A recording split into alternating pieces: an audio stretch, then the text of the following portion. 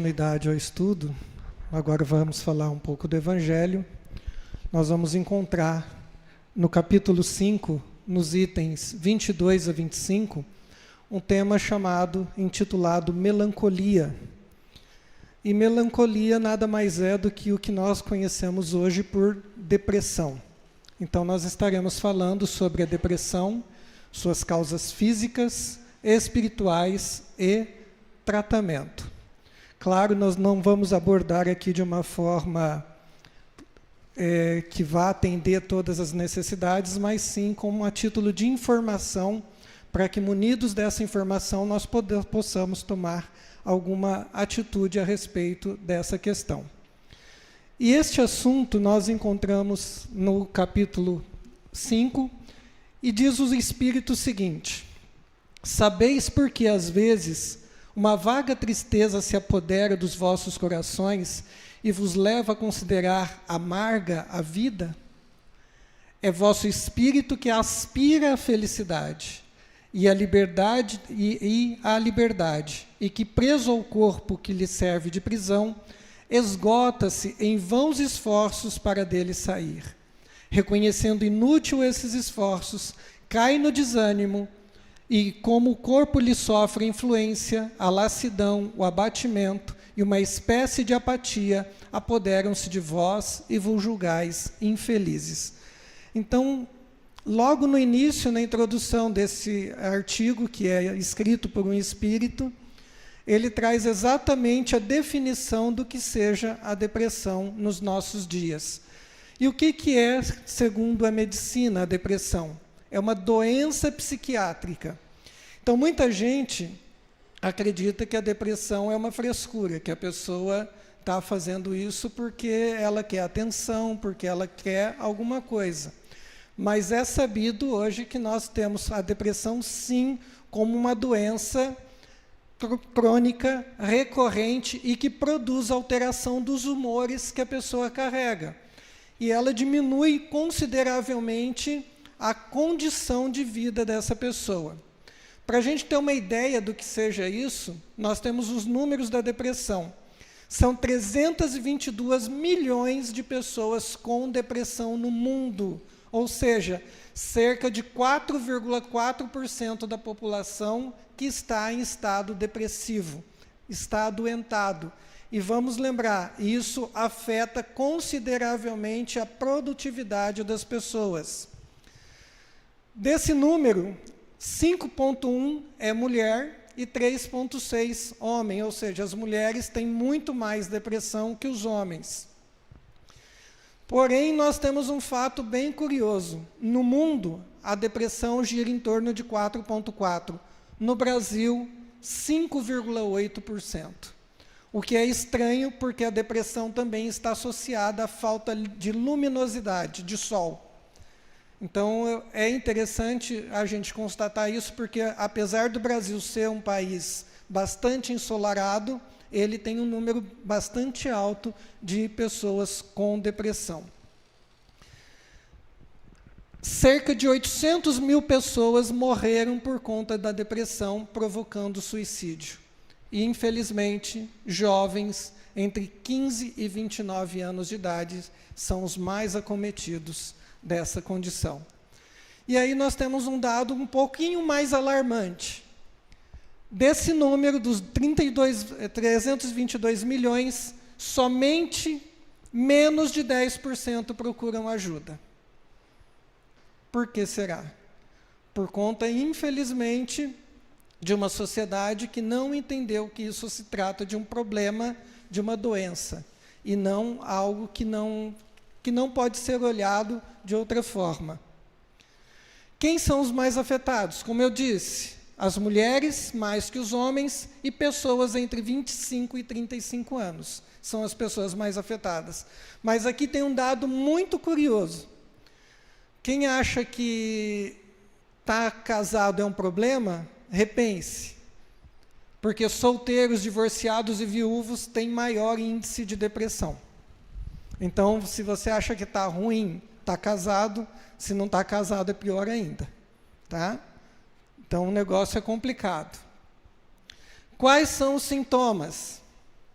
tristeza profunda, falta sem causa aparente, falta de prazer, de satisfação em situações que anteriormente eram prazerosas.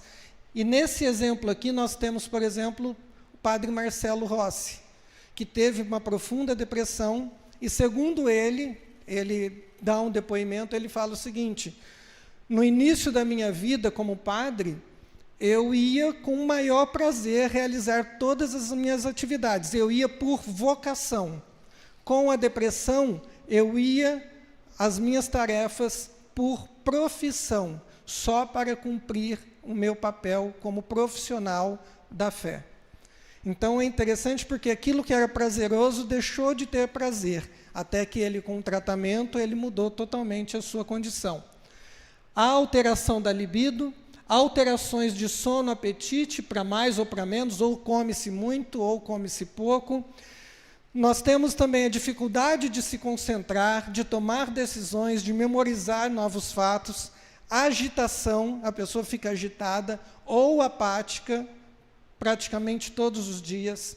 Há uma queda no rendimento no trabalho, na escola, há um cansaço físico, fadiga, culpa excessiva, a pessoa se sente culpada por tudo isso, uma sensação de inutilidade, a pessoa se sente pior que o verme do cocô do cavalo do bandido.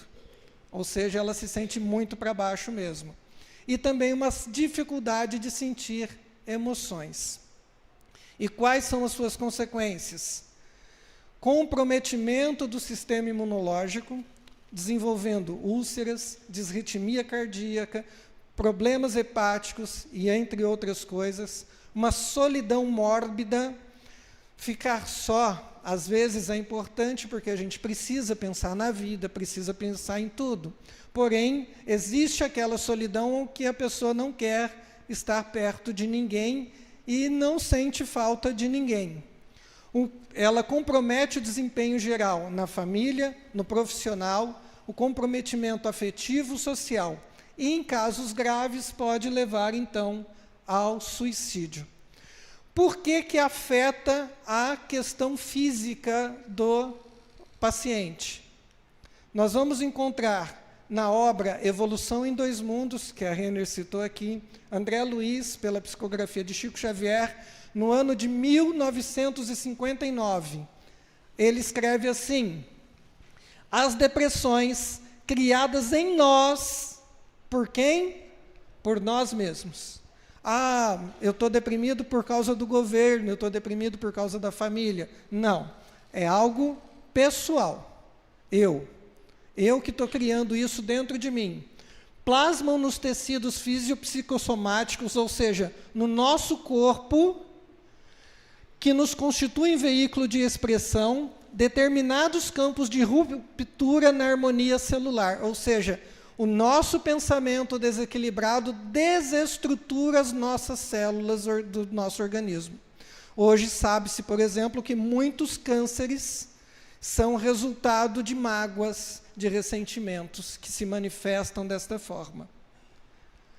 Mas aí nós vamos ver, em 2007 é lançado um livro chamado A Biologia da Crença, de Bruce Lipton, e olha o que ele escreve. Estudando essas comunidades celulares, cheguei à conclusão de que não somos vítimas de nossos genes, e sim donos de nosso próprio destino. É o ambiente que determina a condição das nossas células. Ou seja, é o ambiente mental que eu crio ao meu redor que faz com que a minha célula possa adoecer, possa gerar esses problemas.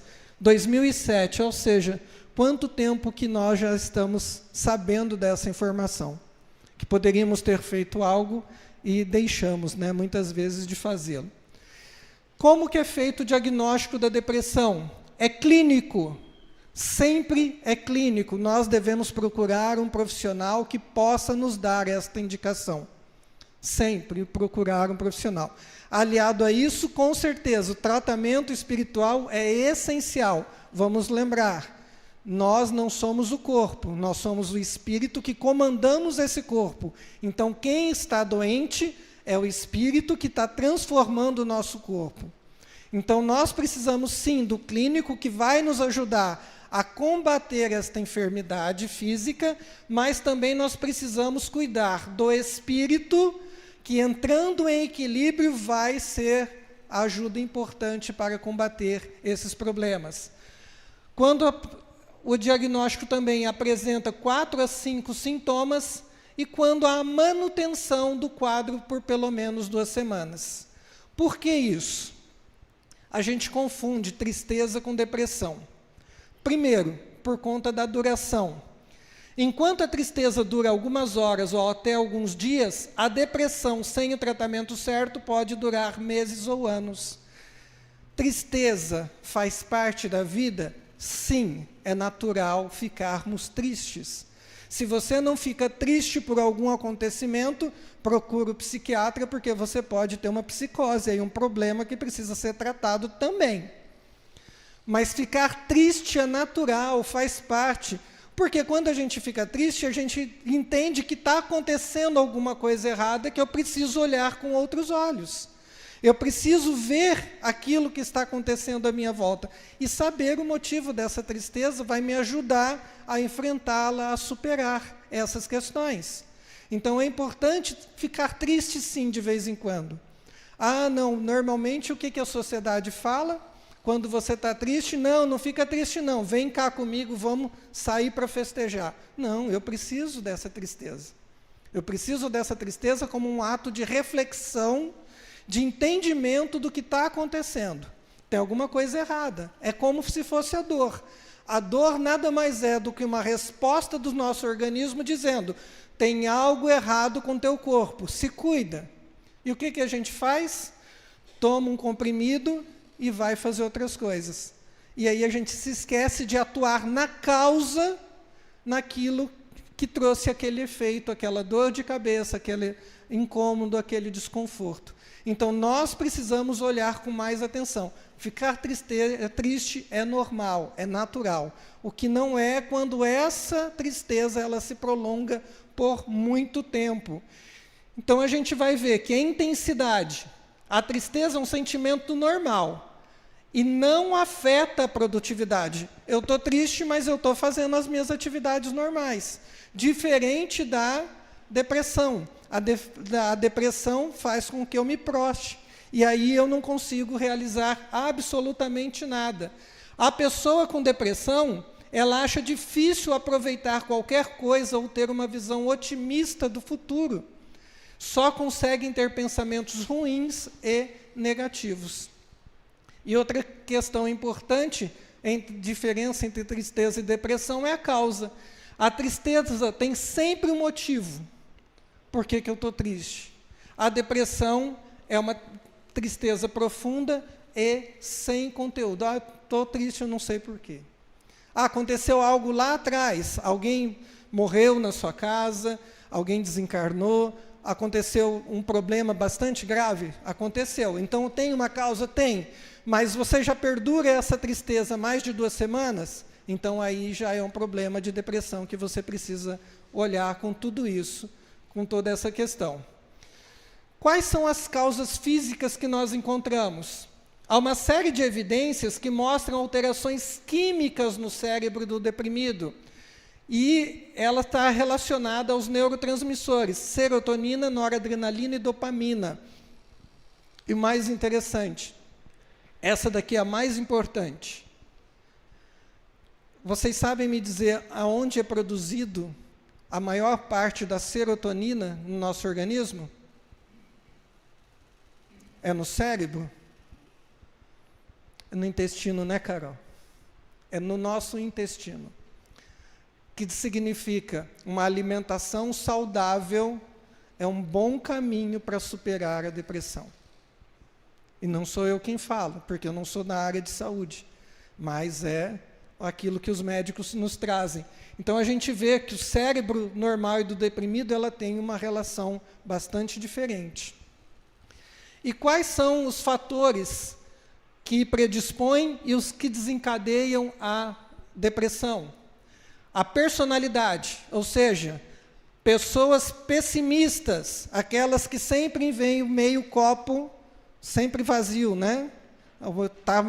meio cheio, mas a gente sempre só vê o meio vazio dele. Pessoas com autoestima rebaixada são mais propensas a sofrer de depressão. Fatores ambientais: viver em um ambiente estressante ou sofrer violência sexual ou física pode tornar uma pessoa mais suscetível. Ah, mas como que faz? Muda de ambiente. Por que a gente não muda? Porque a gente se acha, a gente está aqui nessa questão da personalidade, merecedor de tudo aquilo que eu estou recebendo. Eu mereço sofrer assim. Então, por isso eu vou continuar aqui dentro dessa condição. Então, por isso que a gente mantém-se nessa situação. Bioquímica, ou seja, mudanças de substâncias químicas no cérebro e nos processos neurofisiológicos desencadeiam também a depressão. E fator genético, nós podemos herdar. Dos nossos pais? Também, mas nós herdamos também de nós espíritos. Porque o deprimido que desencarna deprimido, quando ele vai reencarnar, ele transfere essas informações para o corpo em formação. Então, ele nasce também já com uma predisposição à depressão. Além dos pais terem, ele pode desenvolver, sim, essa questão. Mas vamos voltar lá atrás. Depende do ambiente do nosso pensamento. O que nós estamos criando para nós, no nosso mundo. Então, a gente vê que a depressão é resultado de uma complexa interação de fatores sociais, psicológicos, biológicos e espirituais. Não é um único fator. São vários fatores que, associados, desencadeiam, então, a depressão. E o que são as causas espirituais? São os caminhos que nós tomamos quando nós temos um problema. Por exemplo, cometemos um erro, temos a consciência do erro que nós cometemos, vem o arrependimento, uma tristeza pelo erro cometido, e diante dessa tristeza, o que a gente vai fazer? A reparação. Esse é o caminho natural que nós deveríamos percorrer. Isso nós encontramos, inclusive, no livro Céu e Inferno, no capítulo 7, que é o Código Penal da Vida Futura, artigo 16, para ser mais preciso. Mas existe a questão do outro caminho, que nos leva à depressão. Cometemos o erro, nós tomamos consciência desse erro cometido, porém, ao invés do arrependimento, vem a culpa. A gente fica se culpando e a gente fica remoendo aquele erro que a gente cometeu. Fica naquela situação. E aí a gente cria uma ideia fixa de que nós somos culpados, nós somos errados, nós somos ruins, nós somos isso, nós somos aquilo. E, portanto, gera uma depressão. Então, nós temos aqui dois caminhos, que um vai nos libertar e outro vai nos aprisionar.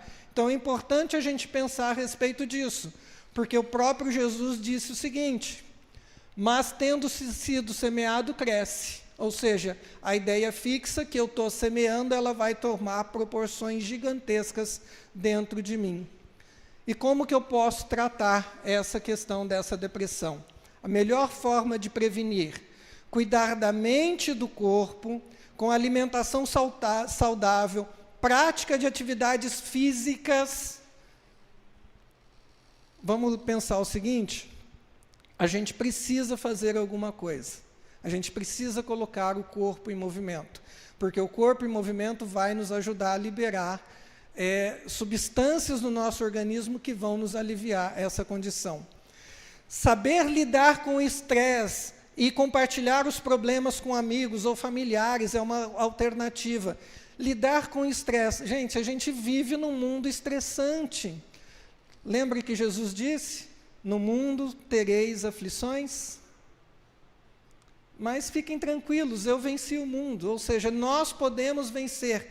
Não importa aquilo que te fazem, mas o que você faz com aquilo que te fazem. Isso que é importante. Se alguém te xinga de chato, por exemplo, eu sou toda vez eu sou chamado de chato. Você é um chato, você é isso. Eu olho para a pessoa, ao invés de brigar com ela, eu falo: agradeço, eu estou tentando melhorar. Estou tentando mudar. Eu vou brigar com a pessoa porque ela me chamou de chato? Não, ela está me fazendo um favor. Mas se ela me chama de alguma coisa que eu sei que eu não sou, por que eu vou me preocupar? Eu não sou aquilo. Eu não tenho que provar nada para ninguém. Eu só tenho que provar para mim mesmo. Então, nós precisamos aprender a lidar com esses fatores estressantes. E ajuda a prevenir a depressão. Leitura, aprender coisas novas, ter um passatempo, viajar, se divertir. Sim, nós precisamos de tudo isso. E essas práticas mantêm a cabeça ativa e ocupam pensamentos positivos. Como que é o ditado? Em cabeça vazia, oficina do diabo. Né? Então, nós precisamos manter a cabeça funcionando. E olha que interessante, no periódico do ABMC Public Health, em um levantamento baseado em 40 artigos científicos, ou seja, foi elaborado um estudo baseado em 40 artigos científicos, o trabalho voluntário ajuda a diminuir a depressão em 20%. O que a gente está fazendo que não está ajudando quem precisa? Ou seja, trabalho voluntário alivia e muito os processos depressivos. Então, nós temos a evangelioterapia, que é cultivar o bem, o amor, perdoar a si e aos outros. Nós estamos num mundo de expiações e provas. Não somos perfeitos. Se estamos encarnados é porque temos muitos defeitos. O Júnior falou, quarta-feira passada, uma coisa muito interessante. De perto, ninguém é normal. Ninguém é normal. Todos temos problemas, todos temos conflitos, todos temos situações difíceis. Todos temos questões que precisam ser resolvidas. Mas a gente precisa se perdoar e seguir em frente. Porque se a gente não se perdoar, a gente vai remoer a situação, vai achar que a gente é culpado por tudo, tudo na nossa vida vai desandar e a gente vai ter problema de depressão. Então, perdoar-se é importantíssimo. A nós e ao outro, porque quando você perdoa o outro, você está te dando a liberdade de seguir em frente. Também precisamos buscar ajuda profissional. Precisamos de um profissional que nos ajude para cuidar do corpo e precisamos de algum lugar espiritualmente que vá nos ajudar com a alma. Nós precisamos substituir os nossos maus pensamentos. Vem um pensamento negativo, pensa em outra coisa. Faz uma prece, lembra do Pai Nosso, lembra de uma rosa bonita que você viu, lembra da tua mãe te dando algum carinho, alguma coisa. Troque os seus pensamentos negativos e evite comentários desagradáveis, porque essa imagem aqui representa muito isso, né? A primeira pessoa que está sentindo a influência dessas palavras negativas é ela própria. Ela está se sujando por causa disso. E também mudança de hábitos, algo que não é tão simples de se realizar, porque, segundo Mark Twain, a gente não se liberta de um hábito atirando-o pela janela, é preciso fazê-lo descer a escada degrau por degrau, um dia após o outro. Hoje eu não dei conta de ser melhor, amanhã eu vou tentar de novo, vou fazer o meu melhor. Orar, fazer prece, essencial para a nossa saúde. E isso não sou eu que falo, não é a doutrina espírita que fala. Hoje existem artigos, mais de 1.200 artigos científicos falando da eficiência que a prece traz. Onde a pessoa se desconecta um pouco do mundo e se conecta com Deus, fazendo com que o seu cérebro atue de forma diferente. Então a prece, a oração, é um aliado excelente para que a gente possa superar a depressão. Também nós temos o passe, aqui na Casa Espírita, a água fluidificada, que nós também temos aqui na Casa Espírita, que são poderosíssimos aliados para que a gente possa superar tudo isso. E como eu comecei com aquele artigo, eu vou terminar com ele também, porque ele não fala só do problema da depressão, ele traz as informações acerca do que nós podemos fazer para superá-la. crede-me, resistir com energia a essas impressões que vos enfraquecem a vontade. São inatas no espírito de todos os homens as aspirações por uma vida melhor, mas não as busqueis neste mundo. Agora, quando Deus vos envia seus espíritos para vos instruir acerca da felicidade que Ele vos reserva, aguardai pacientemente o anjo da libertação, que deve vos ajudar a romper os laços que mantêm cativo o vosso espírito. Pensai que tendes de cumprir uma missão, de que não suspeitais, seja devotando-vos à família, seja cumprindo os diversos deveres que Deus vos confiou. E se no curso dessa prova, no cumprimento de vossa tarefa, as preocupações, as inquietações e os desgostos desabarem sobre vós, sede fortes, corajosos para o suportar. Enfrentai-os sem hesitação. Eles são de curta duração. Vai passar. E devem vos conduzir à companhia dos amigos por quem chorais, e que, jubilosos por vossa chegada entre eles, vos estenderão os braços, a fim de vos conduzir a um lugar inacessível às aflições da terra. François de Geneve, Bordeaux, França. Então, essa mensagem, além dela trazer o que é a depressão, ela traz o lenitivo, o alívio para que a gente possa refletir a respeito. Nós estamos aqui num papel, num propósito de nos tornarmos melhores. Confiemos, as dificuldades sempre serão oportunidades para que a gente possa superar e fazer do nosso mundo sempre um lugar melhor. Muita paz a todos.